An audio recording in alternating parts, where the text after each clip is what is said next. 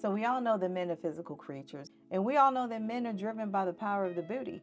Men, you've always been designed like that. So what happens when you meet a young lady, y'all in the beginning of the relationship, y'all are being physically intimate every chance you get, and then you date for a couple of years and it goes down, and I mean down, way down. I'm not talking that you were having sex 3, 4, 5 times a day to now we're having sex 3, 4, 5 times a week. That's actually not bad because honestly, that is the average.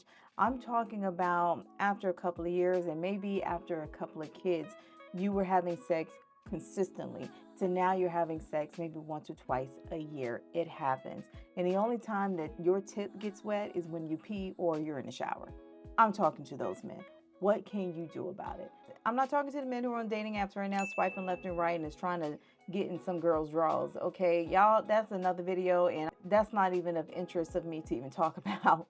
I'm talking to the men who are in relationships. So if that is your situation, what can you do about it? And is there anything you can do about it? The answer is absolutely you can do something about it. My name is Vee Mindful. I'm a relationship coach and published author. And here on the channel, we talk about everything related to relationships, including sexual relationships. So what does this have to do with masculine and feminine energy? I'm glad you asked. If both of y'all are showing up as a masculine entity in a relationship, that is why you're not having sex. Because in order for there to be a sexual chemistry, in order for there to be sex, there has to be polarity. I keep saying that and I'm going to keep saying that. We want to be softer. We want to be more feminine. We want you guys to even take control a lot of times. We want you to make the decisions. A lot of times we get decision fatigue. A lot of times we don't want to make decisions. But if we're constantly put in that space, that masculine energy will continue to grow within us. And now you got two masculine folks in a relationship. She's showing up to be more masculine and so are you. And there's no polarity. You're both here and then there's no sexual chemistry.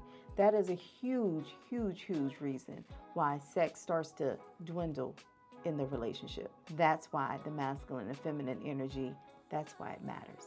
This video is number 3 in the series where we talk about balancing our masculine and feminine energy. I'm not talking any health issues, okay? I'm talking about just the run of the mill when we were going like this until now we're going like that. So first up, men, if you have the mindset, and I will say the same thing for women as well, this is very key. If you have the mindset that if only she would, or if only he would do X, Y, Z, then I would do this, I would do that. I'm going to tell you right now, your relationship is doomed. That mindset will always keep your relationship from improving because you know what? You cannot change your partner. I don't care what you do. They're not going to change because you want them to change. And that's not how it works. The only person you can change is yourself. I've been in situations so many times, even in my own relationship, if he would do this, if he would do that.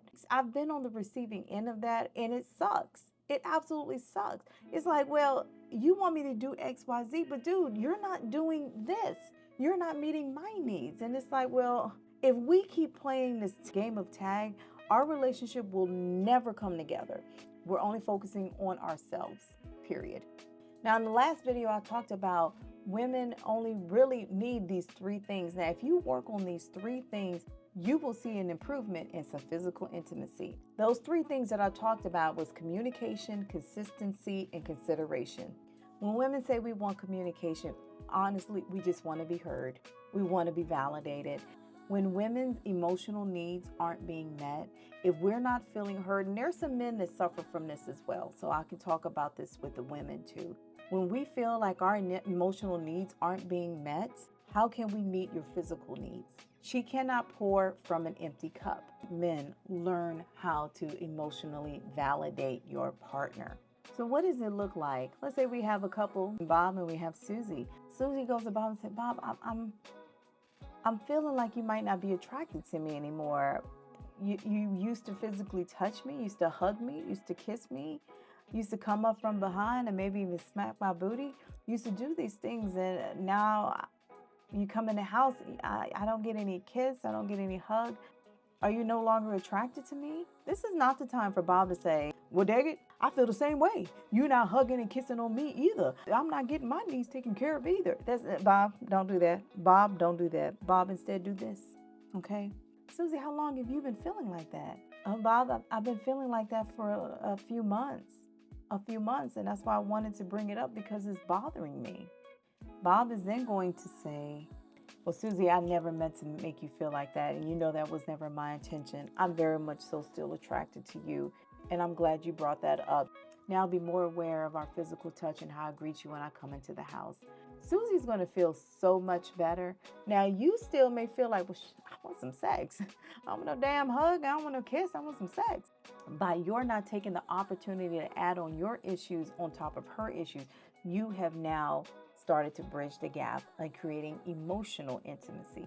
Now, Bob still may have something that he'd like to address, and he has every right to address that. If Bob's been thinking about something for 5 months, why would Bob wait to bring up something just when Susie brought it up? Again, both needs cannot be addressed at the same time. If one person is up here emotionally and the other point is down here, you want to get that person that's up here, you want to get them back down to here so that you can have a level-headed, rational conversation. If you have somebody up here and then by not validating emotions or whatever, now that person is up here, and now because this person is now being defensive, now you're both up here. Nothing's going to be resolved. Your relationship is going to get worse. So the goal is to, Susie's up here with her questions and concerns and the way she's feeling. Bob has been going by status quo because Bob hasn't brought anything up. The goal is for Bob to bring Susie back down, have a rational conversation, and resolve the issue. Bottom line. The next thing is consistency. Women adore and love and need consistency. Women are very sensitive to when things start to shift and change. If your demeanor shifted up a little bit or your habits shifted up a little bit, women, I will say, I have noticed that women are more sensitive when it comes to receiving that type of energy than men. It's a fact. Men, I know you agree because you've been in situations where it's like, wait a minute, he didn't say good morning this morning. What's going on? Is something, he must not love me anymore. Now, there could be other issues going on there, but women absolutely need you to be consistent. So don't start none, won't be none. If you have no plans for giving her flowers every Friday for the next 20 years, then don't start it. The last thing, y'all, is consideration.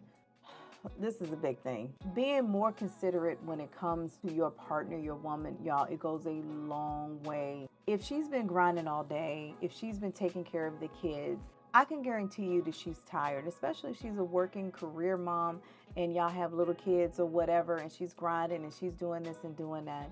A woman loves consideration. For instance, sharing in the household responsibilities. If both people are making money, why does one person have the burden of doing all the cooking and all the cleaning and all the nurturing and raising of the children? That type of environment is going to create in a woman to be resentful of her situation. And a resentful woman is going to cause a woman's coochie to also close up. Show that you appreciate your woman and that you are considerate of the fact that she's doing all these things to take care of your household, to take care of your family, to take care of whatever.